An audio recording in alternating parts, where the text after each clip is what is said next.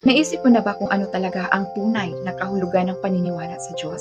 Ang pananampalatayang taglay natin ngayon ay tunay bang ayon sa kalooban ng Diyos? Mga kapatid, kamakailan ko lamang napagtanto na bagamat inakala kong naniniwala ako sa Diyos, hindi pa pala ako tunay na nakapasok sa kalooban ng Diyos.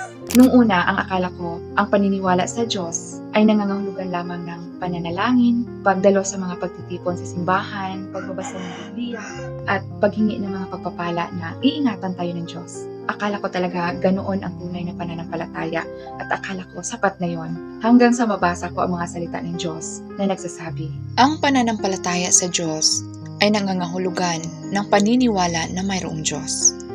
Ito ang pinakasimpleng konsepto patungkol sa paniniwala sa Diyos. Bukod pa riyan, ang paniniwala na mayroong Diyos ay hindi kapareho ng tunay na pananampalataya sa Diyos. Sa halip, ito ay isang uri ng simpleng pananalig na may matitinding kahulugang pangrelihiyon. Ang ibig sabihin ng tunay na pananalig sa Diyos ay ang mga sumusunod. Batay sa pananampalataya na ang Diyos ang may kataas-taasang kapangyarihan sa lahat ng bagay. Dinaranas ng isang tao ang kanyang mga salita at kanyang gawain. Iwinawaksi ang tiwaling disposisyon ng isang tao, tinutugunan ang mga layunin ng Diyos, at nakikilala ang Diyos. Ganitong uri lamang ng paglalakbay ang matatawag na pananalig sa Diyos. Subalit madalas ituring ng mga tao ang pananampalataya sa Diyos bilang isang simple at walang kabuluhang bagay. Nawala na sa mga taong naniniwala sa Diyos sa ganitong paraan ang kahulugan ng manampalataya sa Diyos.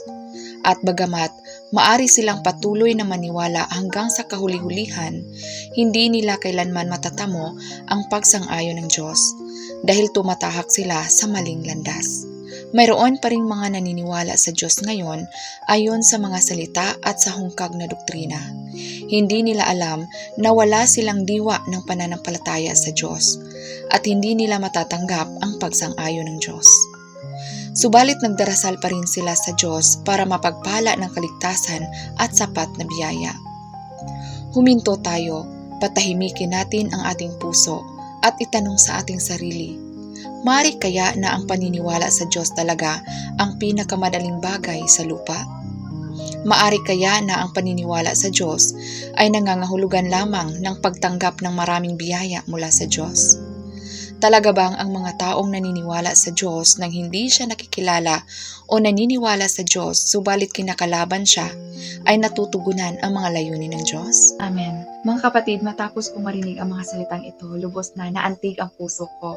Napagtanto ko na ang tunay na pananampalataya pala sa Diyos ay hindi lamang pananalangin, hindi lamang pagdalo sa mga pagtitipon o paghingi ng mga pagpapala, kundi ang pagtanggap at pagpapasakop sa mga salita ng Diyos at pagpayag na mabago ang ating buhay. Ito ay pagbabago mula sa pagiging alipin sa kasalanan tungo sa pagkatakot sa Diyos at paglayo sa kasamaan, katulad po ni Job. Ito ay pagbabago mula sa pagmamahal sa masasamang kalakaran ng sanlibutan, pagmamahal sa salapi at kalayawan, tungo sa pagmamahal sa Diyos ng buong puso at buong kaluluwa. Ang pagsisisi sa kasalanan at pagtanggap at pagpapasakop sa mga salita ng Diyos, ito ang tunay na pananampalataya sa Diyos.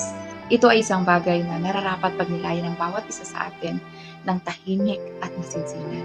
Mga kapatid, nais ba ninyong makamtan ang tunay na pananampalataya sa Diyos? Nais din ba ninyong mapalugod ang kalooban ng Diyos? Kung handa kayong magsikap ng taos-puso at makilala ang Diyos, inanyayahan ko kayong sumali sa aming libreng Bible study.